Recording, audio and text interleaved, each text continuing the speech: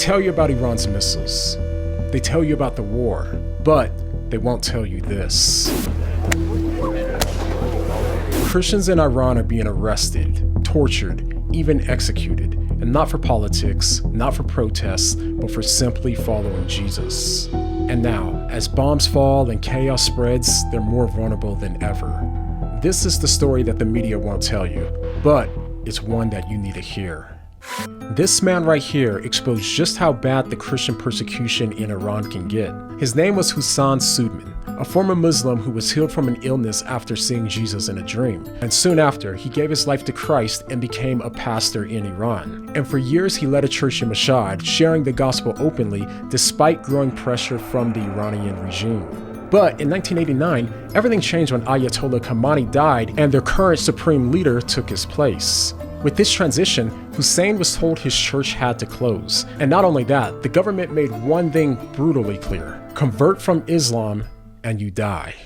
But despite this order, Hussein refused to stop preaching, and he continued to meet with this congregation in secret. Although he was regularly arrested and detained, he was usually released after a few days. However, this all changed in October of 1990, which would be his final arrest. He was beaten, tortured, and finally executed by hanging.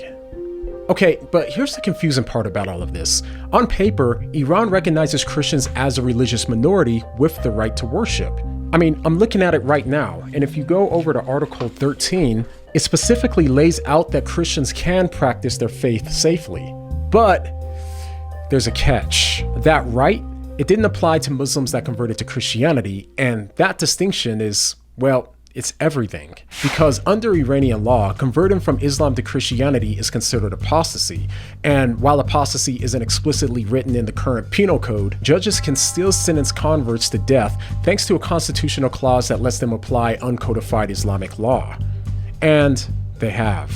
In 2021, Iran made it nearly impossible for Christians to live in peace. They passed two new laws, Articles 500 and 499 BIS. Laws that are so vague that they can be used against nearly any Christian. One of them criminalizes deviant proselytizing, and the other bans anything that might cause tension in society. So that included things like reading your Bible at home or simply telling your neighbor about Jesus. And this was only the beginning, because since then, the persecution against Christians has only intensified. In 2004 alone, courts sentenced 96 Christians to a combined 263 years in prison, 6 times the total of the year before. At least 300 Christians were prosecuted in Tehran alone. So the message today is clear. If you're caught sharing your faith, you're not only just a criminal, you're a threat to national security, and your life is on the line.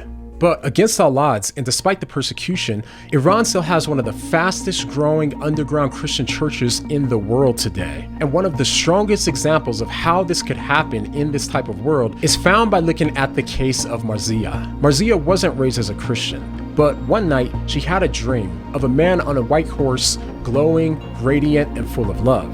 She woke up overwhelmed and didn't know what it meant until her friend Miriam told her that was Jesus. And from that moment on, she couldn't stay quiet. Her and Miriam began secretly distributing Bibles. They got out over 20,000 Bibles all throughout Tehran. They planted house churches. They prayed with women in secret. And of course, they always knew that it could be dangerous, but they didn't expect to be caught until they were dragged into a Wien prison, a place known for torture and execution that has the reputation of being the nastiest, most harsh, and most notorious prison in all of Iran. They were stripped naked, beaten, and denied basic human rights. Marzia was forced to watch another Christian woman whipped until her skin peeled off just before the woman was executed. And then the guards came to her with a way out. The choice was simple: deny Jesus and you go free.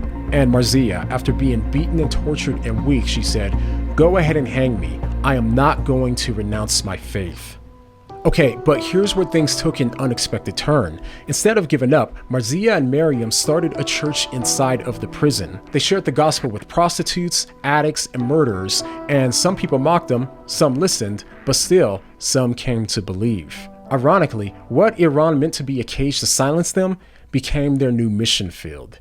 Okay, now that we have all of that context in mind, let's get to how the Iranian Christians will be impacted by this current war. On June 13th of 2025, Israel launched Operation Rising Lion, a series of strikes on Iran's military and nuclear sites. Since then, the operation has only continued to escalate. More than 700 Iranians reported dead within days. Cities are evacuating, missiles are flying, and the world is watching.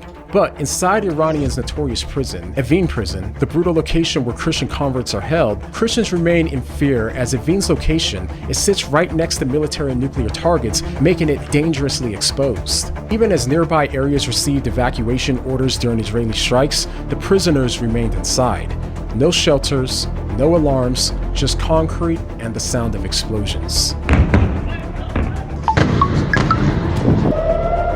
So far, 8 political prisoners have written a desperate appeal. They said, Evin prison, like many others, cannot protect us from missile or drone attacks. And among them are at least 11 Christians, all imprisoned for their faith. Others are on trial right now.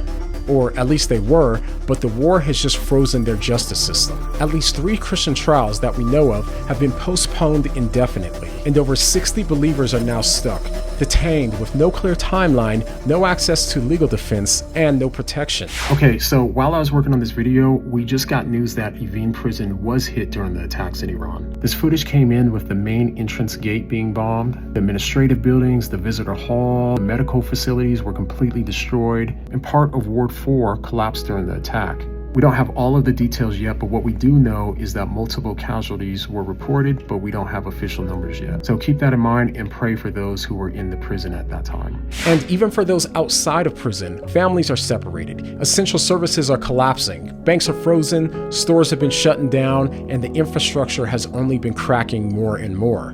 And for Christians who already have been blocked from most jobs and housing, this chaos isn't just disruptive, it's really dangerous. One of the biggest concerns is that if the government fails, Iranian Christians would become even bigger targets for extremist militias, just like they did in Iraq after Saddam fell. But still, some believers still see a gospel window even as they scramble to survive. Right now, they're still getting out Bibles, still training leaders, and they're still preparing discipleship materials because they don't know what's coming next. All right, now here's the thing. Christians in Iran right now have been beaten, they've been silenced, and maybe worse, they've been forgotten. But even with all of this chaos going on, they still haven't stopped worshiping, they haven't stopped praying, and they haven't stopped following Jesus. The more that their freedom was stripped away from them, the more that their faith continued to grow. When their pastors and their teachers were arrested, new ones stepped in, even if it meant risking their lives. And here we are, free to preach the gospel, free to worship, and free to stand with them or look away. So for those of you that are watching this video, take a moment to pray for them. And also pray for the vast majority of Muslims out there who oppose this Islamic regime and want it to end just as much as we do. This regime has killed thousands of their own people, and the majority of Iranians simply want nothing more than to see this regime collapse. But at least the Christians that are facing death out there know Christ. This is why we should be especially praying for the Muslims out there that don't. And also, if you know any trusted ministries who serve them directly, let me know down below in the comments so that way we can help to support those ministries as well. And lastly, just remember, the gospel doesn't stop in the dark. If these Iranian Christians are still sharing the gospel underground, then we have no excuse not to above ground.